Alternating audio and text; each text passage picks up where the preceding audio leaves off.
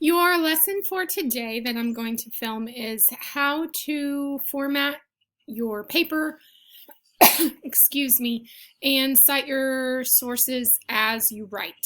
So this is working toward your rough draft. I would like you to finish the whole project by the end of the semester. So if you finish everything early and you get it turned in, that's ideal and you can be done. Or you can work at your own pace if you need more time. So my doggy just came in to see what's happening.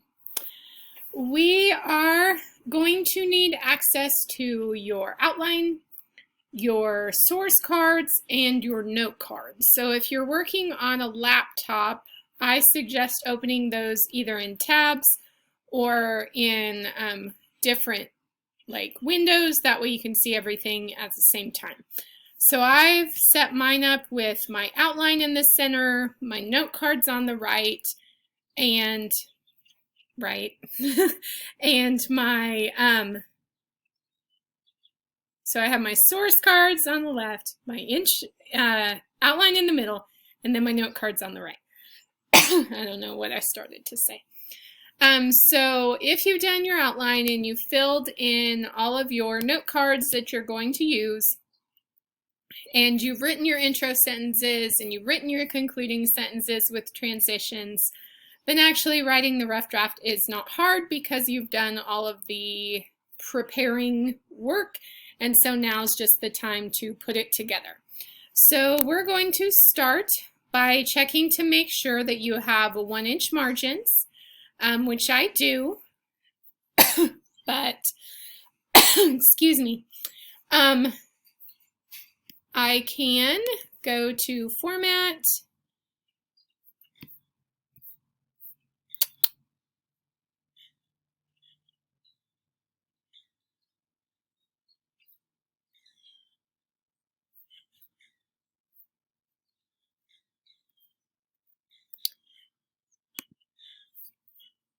I think I found it, File, and then we can go to Page Setup, and we want 1-inch margins all the way around, obviously Portrait, and if you set that as a default, then you don't ever have to change it again, but we have our 1-inch margins. I will warn you, this is probably going to end up being at least 2 videos because I only have 15 minutes.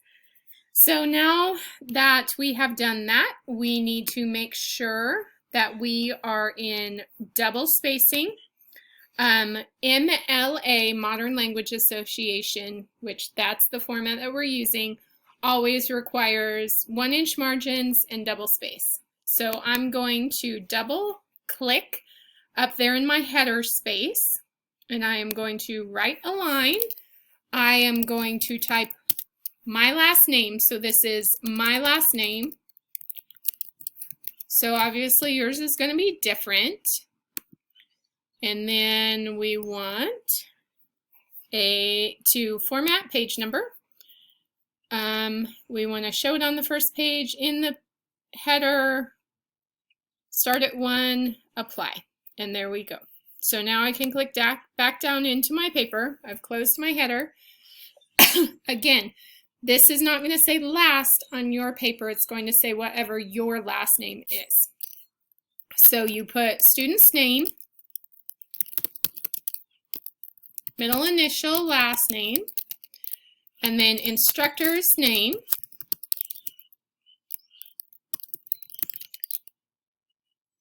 class. So yours is either going to be like 4th hour English 11 or English 12 or 6th hour English 11. We're all kind of doing the same lesson right now. And then you want to insert it doesn't want to let me do it. So type the date, and we want it to be the date that the paper is due, which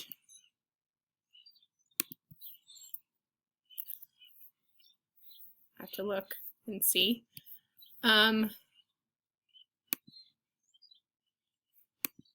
We're going to say the final paper is due May 7th. And MLA requires this odd ordering of your dates. It's always the day, then the month, then the year. Then you center and you put your title.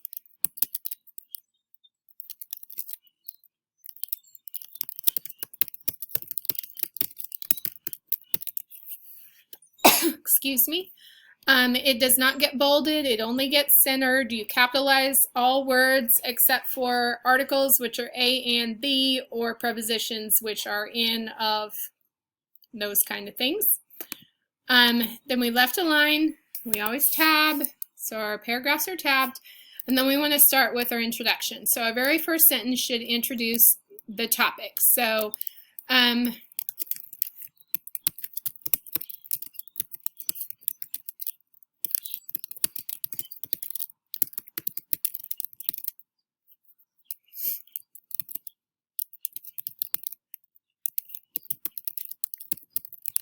okay, so I've introduced the topic, and then you're going to have one sentence per body paragraph, and you don't want to include note card information. It's just briefly introduce what each paragraph is going to cover. So this, I'm just looking at my intro sentences. Okay, so I've only done 2, but I'm going to have, even though improvements have been made, Florida manatees remain threatened. So improvements have helped populations, but Florida manatees remain a threatened species.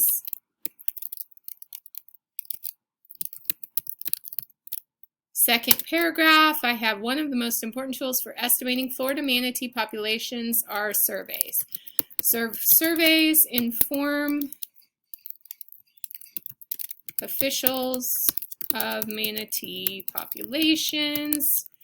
So I've covered body paragraph 1, body paragraph 2, and then however many body paragraphs you have is how many of these internal sentences you're going to have within your introduction. So I'm going to have introduce body paragraph C.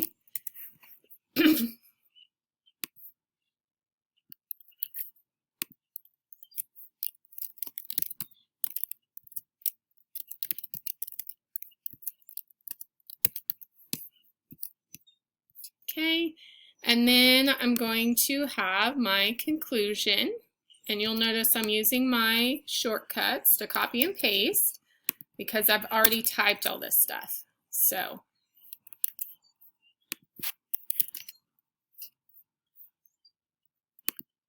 it's not liking my fonts, but we'll fix that later. Okay. So I've got introduce the topic, I've got one sentence per body paragraph to introduce the body paragraphs, and then I have my thesis statement. My first body paragraph is going to start with the introductory sentence that I've already written.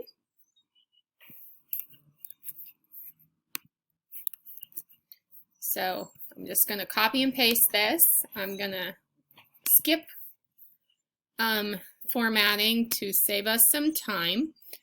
Okay, so now this is where I need my note cards and my source cards. So I put my outline to the back. I need to introduce the information that's going to be contained on the note card before the note card information starts. Anytime you use information from a source, you must cite it. It does not matter if it's quoted or paraphrased or summarized. It still has to be cited because we need to give credit to the people who did the research, found the information, and then wrote it up. So I am going to be using a B3 note card. So here are my note cards. I go down to B3, and that's my information. In this case, it's a quote, which I did not do that correctly on my note cards, but it is a quote. That's why I had the cue. It backed me up. Okay, so I want to introduce the information. So I'm going to be looking at my B source card now. And I'm going to say, according to an article written for 10 News, comma. Okay, now I'm going to pull my note card, and I'm just going to copy it. I need to pull out that last period, put in a parentheses at the end. I'm doing parenthetical documentation, which means sources are identified in parentheses at the end of sentences. And then I pull whatever is the first thing off my source card. And then I put the period at the end. The reason it's important to put that period after the parentheses and not before is because if it goes before the parentheses, then it looks like the second sentence, the sentence that comes after it, is actually tied to the parentheses. So if you follow my format right here, you've got it right. You have your according to, pull something from the source card other than the very first thing, because the very first thing goes in parentheses. So I could have pulled, according to the article, nearly 90 manatees killed by boats and other vessels this year in Florida. I could have also pulled that and made that my according to, and I would put it in quotation marks if I did.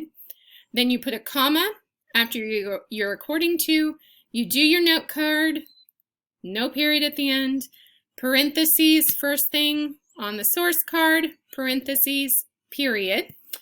And then I'm going to go ahead and, in this case, I've only got one note card, so it's going to be a short paragraph. And I'm going to pull my concluding sentence with transition from my outline because I've already written it. And that's my body paragraph. Okay, I'm going to go ahead and cut this video at this point. And then I will show you one more example paragraph, and then we will talk about the conclusion. So I will be back with you momentarily.